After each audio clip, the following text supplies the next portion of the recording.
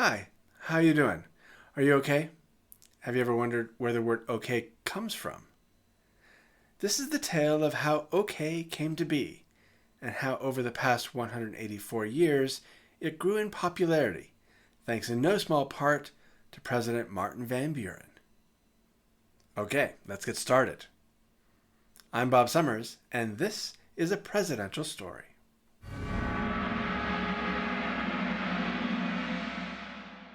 Like many of the words we take for granted today, there are multiple origin stories for okay. One popular story was that okay originated from the Choctaw word okay. In 1825, Christian missionaries translating the Bible ended many sentences with okay, which means it is so. This Choctaw etymology was cited in major reference works as late as 1961, as well as in folk singer Pete Seeger's 1965 song, All Mixed Up. President Woodrow Wilson would even write okay on papers he approved. When asked why he did not use the letters OK, he replied, "Because it is wrong."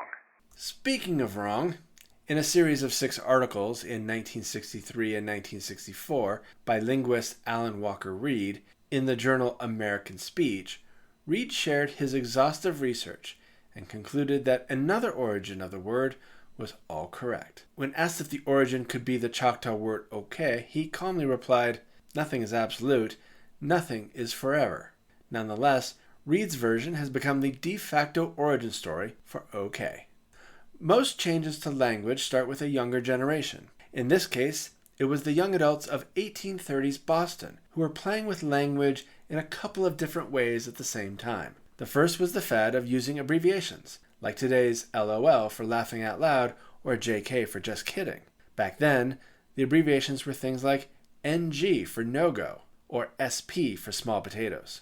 The other fad was the purposeful misspelling of words, like today's cool and says. In the 1830s, this looked like no-go for no-go and all right for all right. Put these together and you get things like KG for no-go and OW for all right. So far, this is all correct.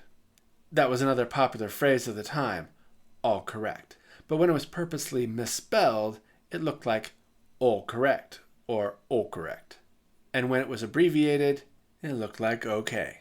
On March 23, 1839, on page 2 of the Boston Morning Post, editor Charles Gordon Green took a jab at his rival editor in Providence, Rhode Island, with a suggestion that he sponsor a party for some visiting Boston lads from the fictional Anti-Bell-Ringing Society. In that hysterical piece, we find the first printed reference of okay, along with the definition as all correct.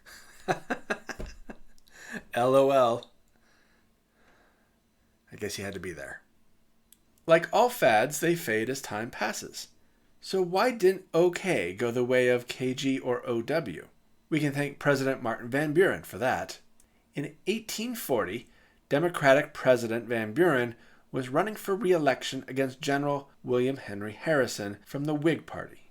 Van Buren, a native of Kinderhook, New York, was known by the nickname Old Kinderhook. Wouldn't you know, that nickname also fits the abbreviation OK. Van Buren's supporters would use the slogan, "Vote for OK," to imply that Van Buren, Old Kinderhook, was also all correct. His supporters even created OK clubs around the country. His Whig opponents tried to turn the meaning around by saying that Van Buren's predecessor and mentor, President Andrew Jackson, would mark papers with OK because he couldn't spell. In the end, voters didn't think Van Buren was okay enough.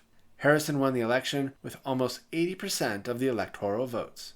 All of this back and forth brought OK into the national conversation and helped to quickly spread the term.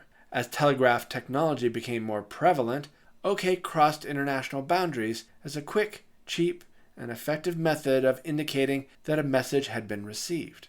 Although the story is far from certain, there is one thing we know. Martin Van Buren wasn't the origin of OK, but it was his campaign that popularized it, making it the world's most well-known American word. Thanks for watching. If this video was okay, please help out the channel, like and subscribe. And please visit POTUS.com to learn more okay facts about the presidents. TTYL.